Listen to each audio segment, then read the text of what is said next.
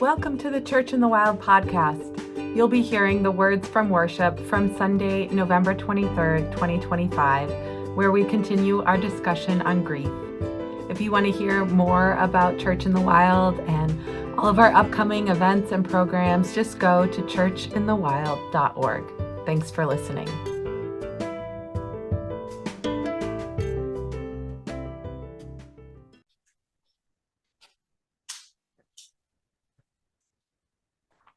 Hi, I'm Barb, and there's different ways that animals in nature react to the death of one of their own. I know it always sounds depressing to start this way, but I'm running out of cheerful ways to discuss this. But some react to death with what seems like purely practical intentions. Ants and bees and termites, they have colony members whose job it is to be undertakers. And when a member of an ant colony dies, for example, the ant undertaker's job is to remove the body from the general population and place it in a special chamber that acts like a cemetery. Sometimes they'll use whatever materials are handy to bury the remains, but they're kept in this special area. Termites will carry the remains outside, far away from the colony, and bury them, while bees will pick up the fallen family member and fly them away from the hive to be deposited somewhere else, but not buried. And so these animals are clearly aware that a death has occurred.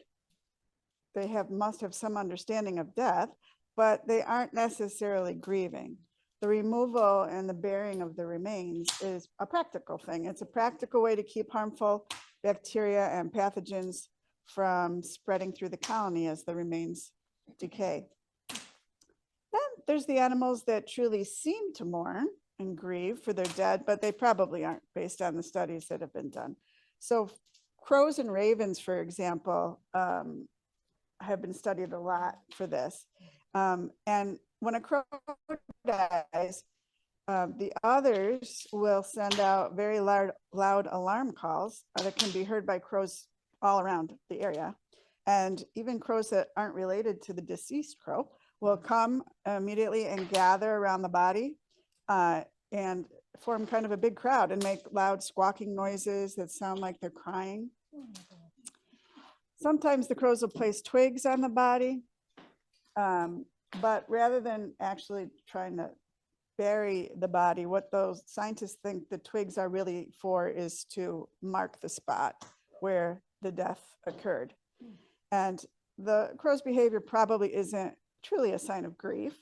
The studies have shown that it's more of a fact-finding mission, where the other crows are all gathering to communicate things and to kind of poke and prod at the body to see what caused the death. Yeah, basically, yeah. Exactly. And they look for information about what happened to the fallen crow and how they can avoid having that same thing happen to them. That seems to be the major purpose of these big gatherings. And then, like you just said, they stay away from that place in the future. They avoid it. But it seems like a big crow funeral at the time. So at first people thought they were, mourning.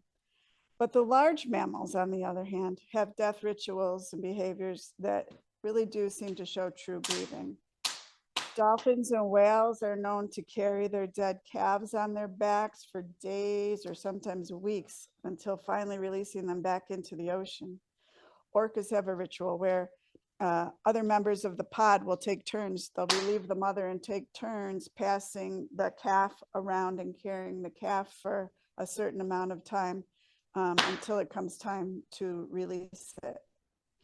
And since the timing is different all the time, it makes me wonder if the timing is based on how long it takes for the mother to process her grief, to know that it's time now to release the calf. When dolphins are in captivity and a companion adult dies, the remaining dolphin will be very listless and lay on the bottom of the tank for a period of time, usually seeming to mourn. Elephants have what, to me, seems like the most complex grieving rituals of all of these mammals. African elephants will try to bury their dead. They cover the bodies with leaves and other vegetation. Asian elephants have been seen to even carry calves that have died to like drainage ditches and place them down into the drainage ditch and then cover them up. And like humans visiting a grave site, elephants will return to the spot for visits over time. They're not avoiding it like the crows do, and they'll linger there when they come.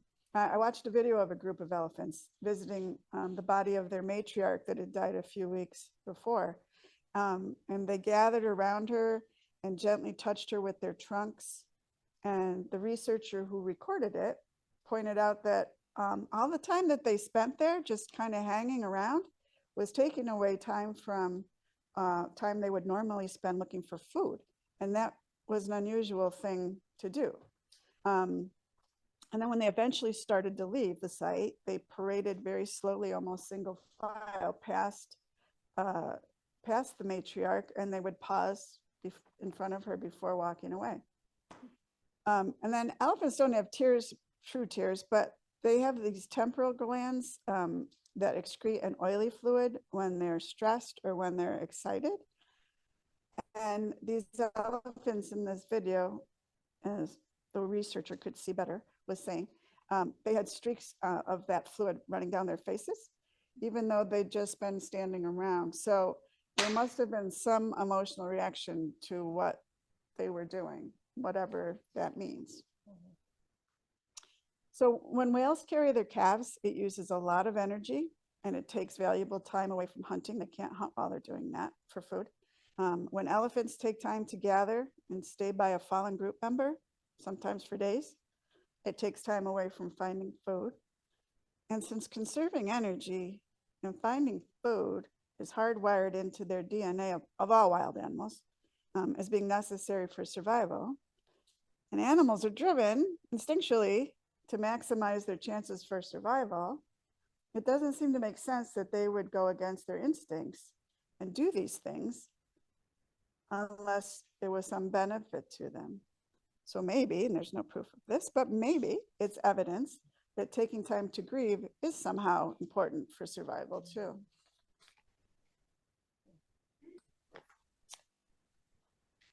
Hi, I'm Dolly. And now we have our poem, Disappointment, by Tony Hoagland. I was feeling pretty religious, standing on the bridge in my winter coat, looking down at the gray water, the sharp little waves dusted with snow, fish in their tin armor. That's what I like about disappointment, the way it slows you down. When the querulous, insistent chatter of desire goes dead calm, and the minor roadside flowers pronounce their quiet colors, and the red dirt of the hillside glows. She played the flute, he played the fiddle, and the moon came up over the barn. Then he didn't get the job, or her father died before she told him that one most important thing, and everything got still. It was February or October. It was July. I remember it so clear. You don't have to pursue anything ever again. It's over. You're free. You're unemployed. You just have to stand there, looking out on the water, in your trench coat of solitude, with your scarf of resignation lifting in the wind.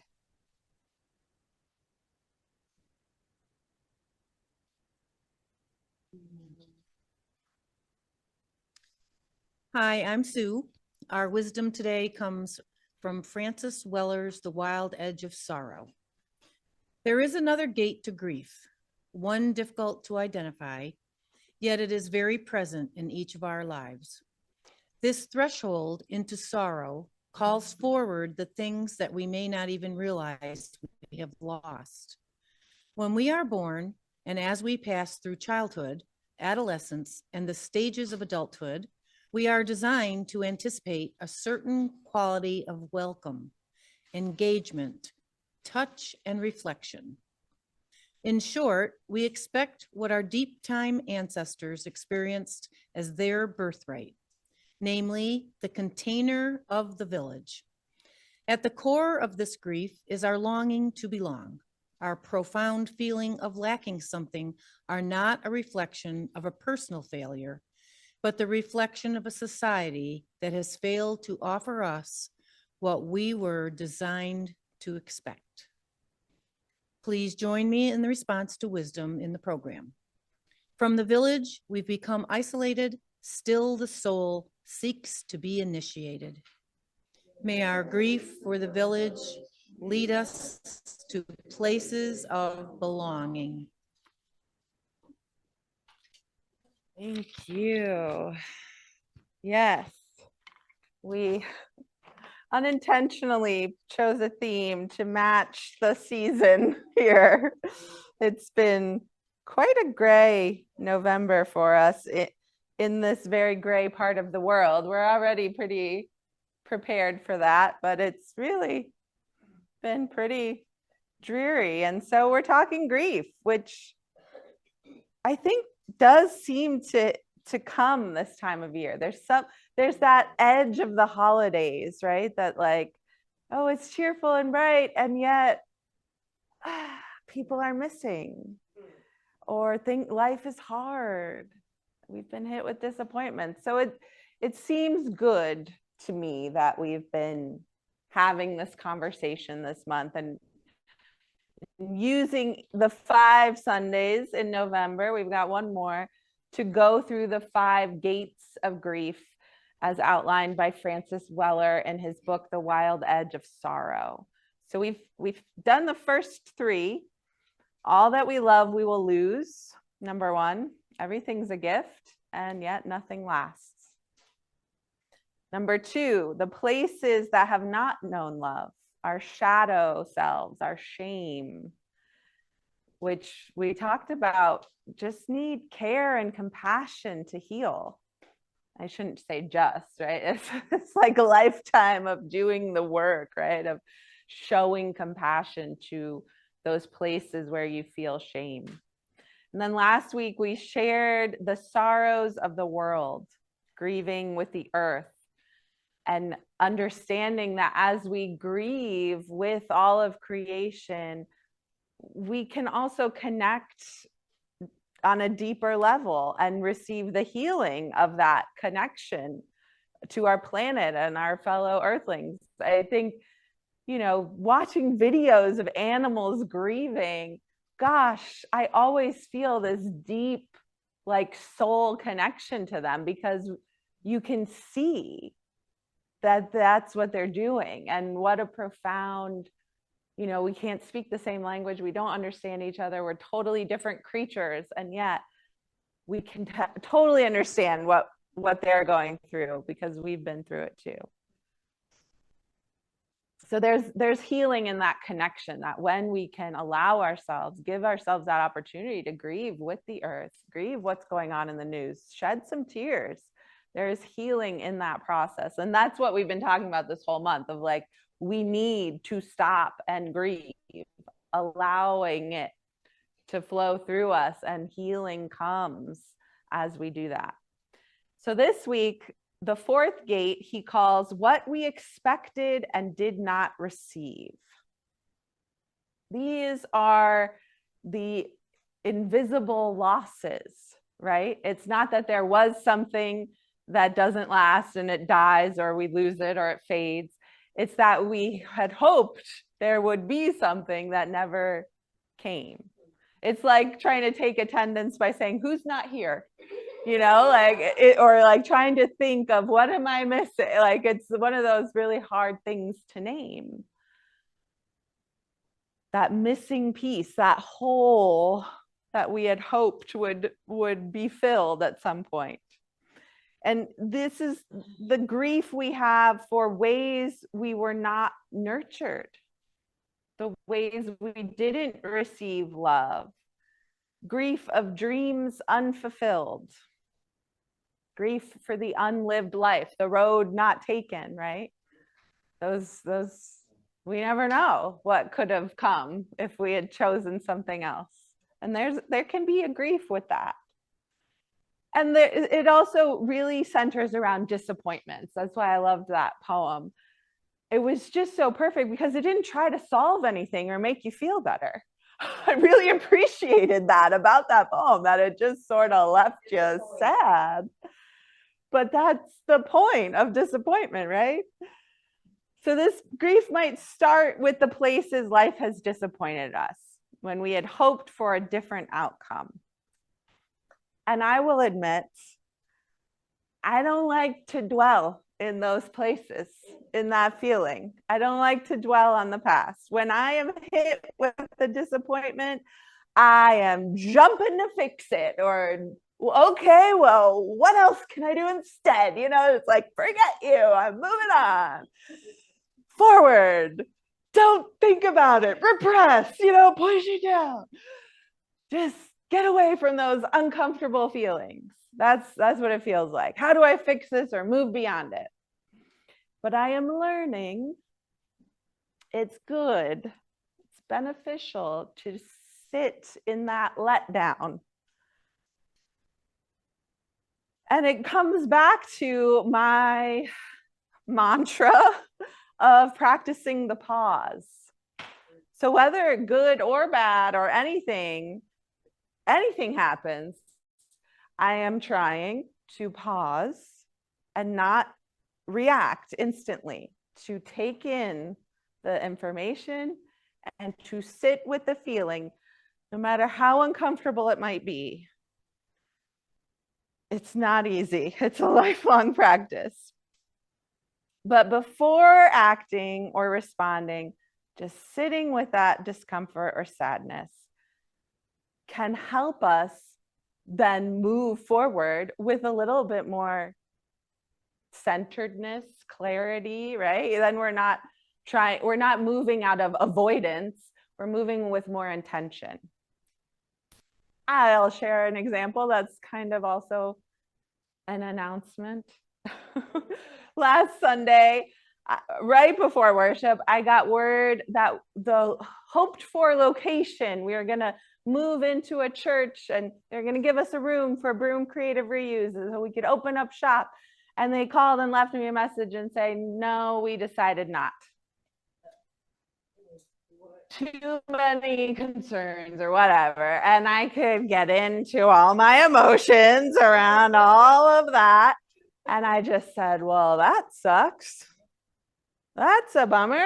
That's disappointing. This thing that we were like planning to start doing in the next few months, we're going to move and open up shop, is now not happening. And I don't know. I did not jump to fix. I am sitting in the disappointment. You know, one of our core values is to be spirit-led. We're waiting for the Spirit to show us the next path forward. She does not work on our time, unfortunately, where I'm like, can I get some direction here? It'll come, right? There's a certain amount of trust in the grieving and allowing yourself to grieve and say, wow, this sucks. Weller says, facing our emptiness is key to our freedom. Until we face our emptiness, we're driven by lifelong patterns of avoidance, right? How do we numb that feeling of disappointment in our lives? What's your favorite numbing technique? Anybody? TV, comfort show, chocolate, shopping, drugs and alcohol. That's the number one, right? Like, let's numb that pain. And that's what this culture feeds us. Like, oh, discomfort, here's a pill, here's a solution, here's a thing you can do to get rid of that and move past it. Yeah. There's always something new that'll fix you. except the very practical and free thing of just sitting with that uncomfortable emotion. Work. Oh, yeah. Well, that's right. That's me. I'm like, okay, how do I fix this? Move forward. Next thing. Boom, boom. Stay busy. Yeah, workaholic. Like anything can become an addiction. And that's what he's saying. Like these avoidances, this is just lifelong patterns of avoidance, often turn into addictions for people.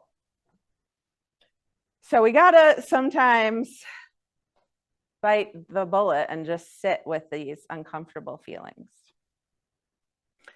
He also talks about sort of a more universal loss, disappointment that we all share, which we're going to get into.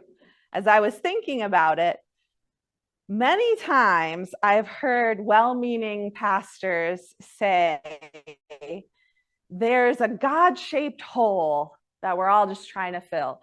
A lot of times with these coping mechanisms or numbing, avoidance strategies. Everybody's out there shopping or drinking or whatever, just to fill this God-shaped hole they have in their hearts. And I do think there's an element of truth in that sort of adage that I've heard many times. I think all of us are beloved creatures, and we do have a connection to our Creator that we are meant to seek, that we want to feel some kind of awareness of, yeah, our Creator didn't just like plunk us down here and ditch us, but like there's still an active connection to that force of life, our source. We do long for that and we need it. But what I've learned is also true after 5 years of leading a spiritual community for folks outside of the traditional church, is that a lot of people have figured out their own personal spiritual lives. They have figured out a spiritual connection to their maker.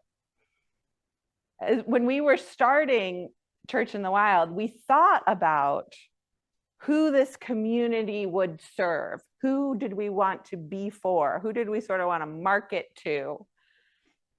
And we envisioned people who love the outdoors and who seek wisdom and who might feel like their version of church is going for a run or going on a hike while listening to a podcast. And that is great. You can listen to 1,000 podcasts that are more interesting and engaging than most of our local churches, right? But what's missing from a podcast and a run are these beautiful faces here and on the screen, our communities, which are 1,000 more times valuable than any podcaster. Because who's going to show up with a casserole when your grandma dies? Not the podcasters. They're not even going to know, right? Not the person you watch on YouTube. It's your community. It's your village. And so really, I think we all have a village-shaped hole in our hearts. That is truly what we're missing. Weller says, this universal thing we all expected but didn't receive is the village, that we are born with a genetic need for community and connection. He says this longing is wired into us by necessity. It assures our safety and our ability to extend out into the world with confidence. This feeling of belonging is rooted in the village and at times our extended families. But really, it was in this setting of a village that we emerged as a species and established what we require to become fully human. We require other humans to connect with beyond our nuclear family, which was like invented in the 50s, right? That's not even a real thing. We need more than just the four walls and three other people that we're sick of, like or more than just our coworkers that we sit at a desk next to. Like we need places of belonging beyond the people in our homes. And we need places to share our unique gifts beyond just whatever skill set we've been able to earn an income from. We all have something deeper to share than just the work that we do to earn money, right? And there are few places where we can share those gifts outside of places like this. He says, we have become spiritually unemployed. Hidden within the losses of this gate lies our diminished experience of who we truly are. Widespread feelings of loneliness are a reflection of the rupture in our greater identity. The unconscious disappointment that lingers from the failure to receive these necessary elements in our life slowly evolves into a sense of emptiness. When we don't have a village, when we don't have a community, when we don't have a regular sense of I belong, I'm needed and cared for, a sense of reciprocity in relationships, not just I get fed, I get entertained, I just consume, or I'm just the one pouring out, when we don't have this container for sharing and connection, we feel profound sense of loneliness. And we know now it's an epidemic in America, right? It's not just the elderly anymore. It's everybody feeling this. So I think right now, let us sit with these unpleasant feelings and maybe let's name these invisible losses.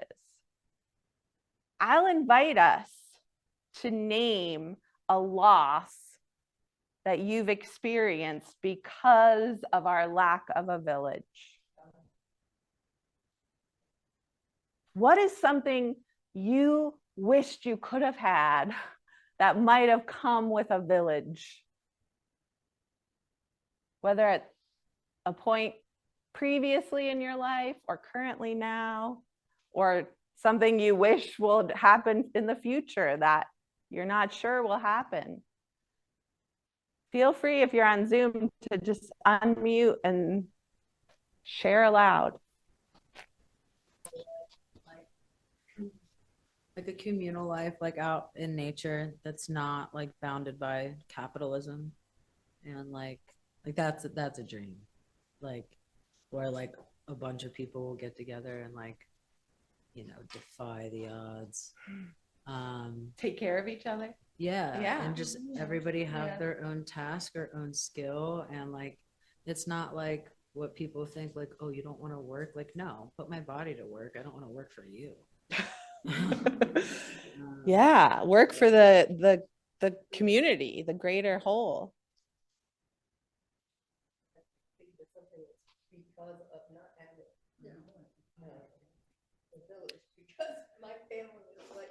Yeah, family can be like a village, big families.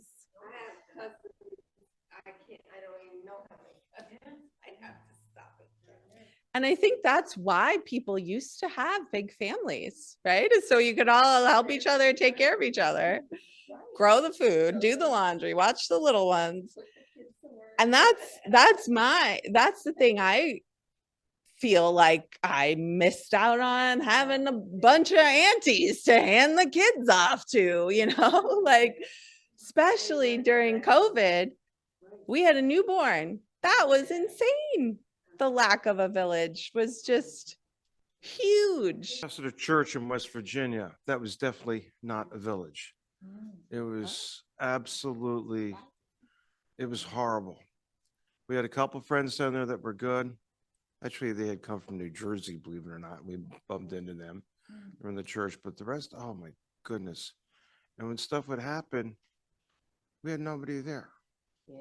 My mother died. We had nobody there. And it was really, really difficult.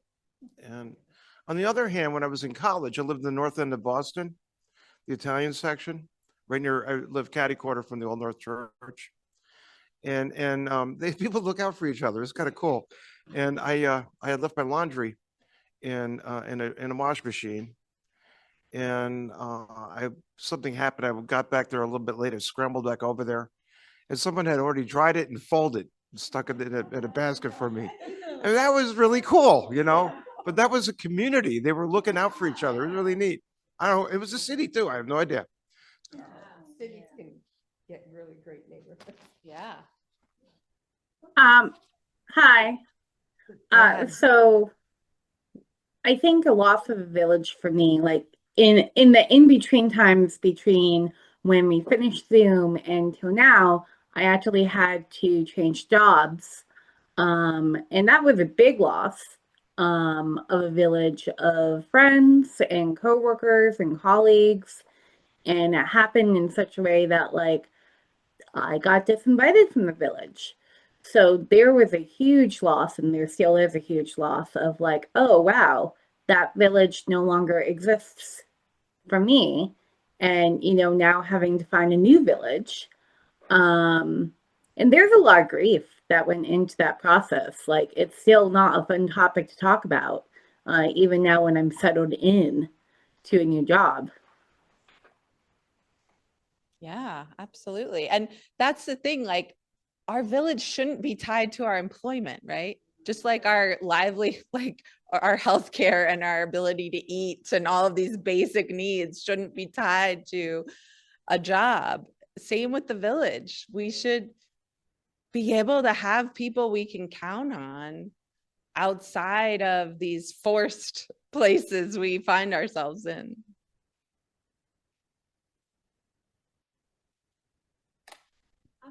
I was just gonna say, this kind of pertains, I guess, at my age. If I were to lose my husband, I want more than just family, you know, so we're saying outside of our family wall villages, which I know I'll have a lot of support because I have a huge family as well, or my children. But I kind of stress over that sometimes. Like, where's my village when I'm all by myself sitting in 19 Maple Avenue, you know? Yeah, I know, right. Well, yeah, you have to really reach out and realize they're there. And yeah, sometimes yeah, oh, good. On the flip side of that,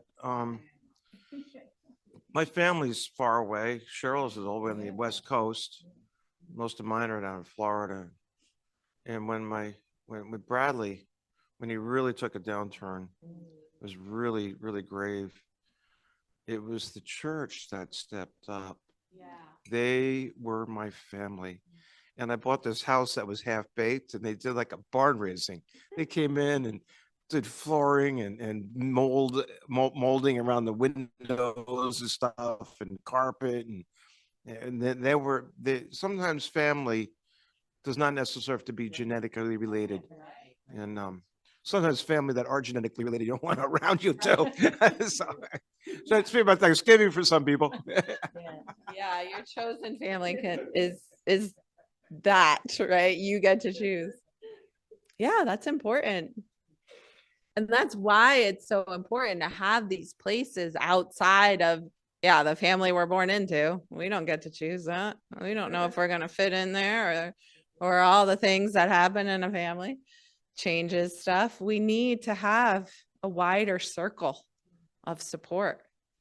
And sometimes it's where we live and we can find those places. I think ideally that's what we want, right? Is to feel like everybody around us are looking out for each other. But that's not always a reality either. And so we've kind of got to figure out ways of finding these places or creating them where we can feel a sense that we belong and that there's reciprocity and our gifts are welcomed and we receive other people's gifts. So I think it's important to name and recognize the loss. I think it's hard for us even to name or recognize all that we have lost. In the book, he talks about visiting, other countries where, less developed nations where people are still living in villages of 50 to 200 people, and they all know each other and they all take care of each other, and there's no school, but everybody grows up and learns how to be a member of the village, and they take care of each other, and they all live and survive, and there's no depression, there's no anxiety, there's no addiction, or very rare, very outliers. Like, for the most part, in these places of the world, people are doing good. And he talked about how jealous he felt and what a sense of loss he felt visiting these villages, that have to walk a mile to get their water and, farm and gather their food. But that's all you had to do, right? You just have, everybody just keeps each other alive, and that's it. And he was jealous of that. And he said this was his deepest well of grief when he entered this gate, that he spent a very long time grieving the loss of this sense of belonging. This is where criminal justice needs to be done. Community corrections is important, and the Morai in New Zealand, the whole community takes responsibility, especially for the youth. And we've got to we have to really evaluate this stuff. It doesn't work what we're doing, but it's community. Instead of being punitive, we need to be restorative. Right. And what do we do to people?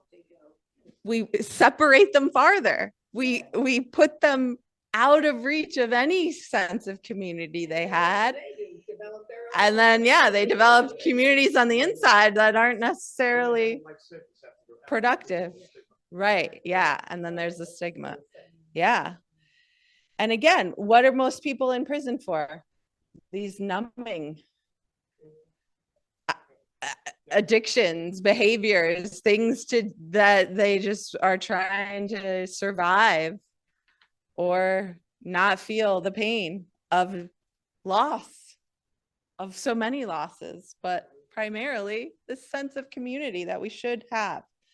So my hope for us is by bringing our attention to what's been missing from our lives, from our culture for hundreds of years now, it could help us see how to show up as a villager to others, how to, move through life thinking, okay, this isn't the ideal, right? We're not in a village, but, oh, you dropped something? Hey, you dropped something. Here you go. Like, how do we just show up and move through the world as a helpful person to others? How can we just connect with people, create micro villages wherever we go, right? Bring a sense of belonging to the communities we're a part of. And we have to grieve this first. We have to first recognize, grieve it, grieve the lack of a village, so that it might bring that healing that grief brings and help us to show up and bring a sense of belonging and fellow villagerness as we move through the rest of our lives. But don't rush to fix. Don't rush to make a village.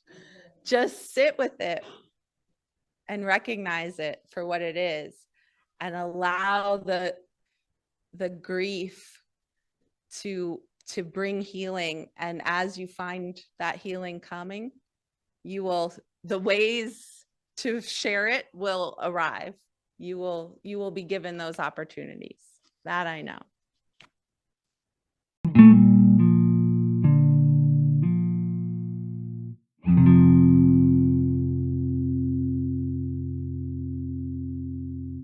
So I bet y'all are probably like, okay, why did the person who's always kind of one of the biggest haters of meditation signing up to lead a meditation? And the answer is, I don't know. I just thought it'd be a good idea.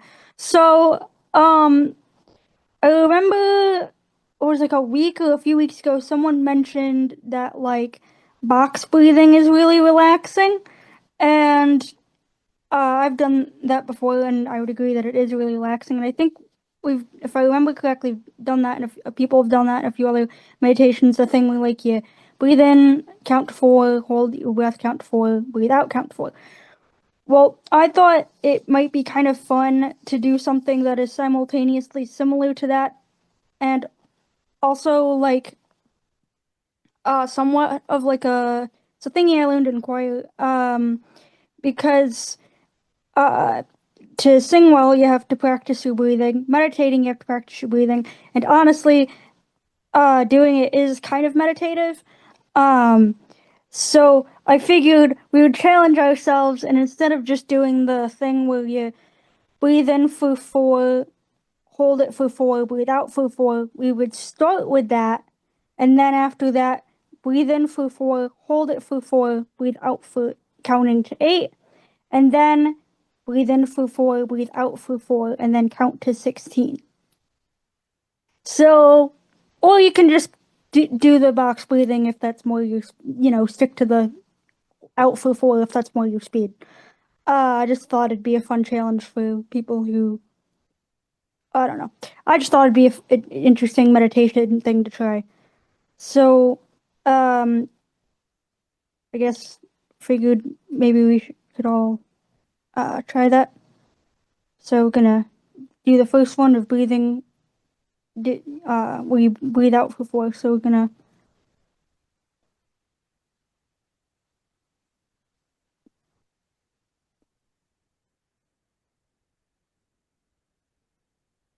then breathe in for 4.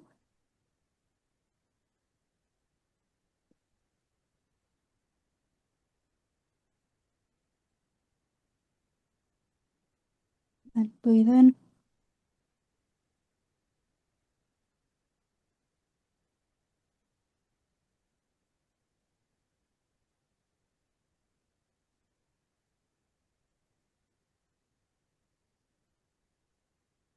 Then do that again. So breathe in for 4, and we're gonna go out. Breathe out for 4. Next time, breathe out for 8. Next time, breathe out for 16. So.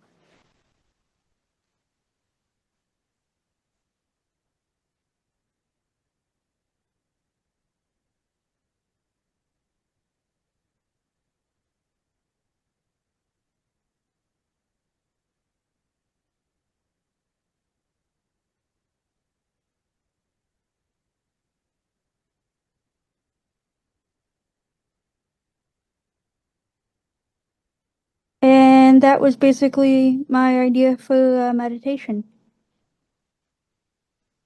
Did any of you guys find that relaxing, or was it too hard? No, thank you. 16 was a little hard, they said. That's fair. That's fair. Thanks for listening. If you want to support Church in the Wild and the work we do in striving for environmental and social justice, just head on over to our website, churchinthewild.org, and click the donate link at the top. There you can make a donation, set yourself up as a recurring supporter, or you can buy something from our Redbubble shop. We're so glad you're with us on this journey, following the Spirit through creation, adventure, and restoration. Until next time.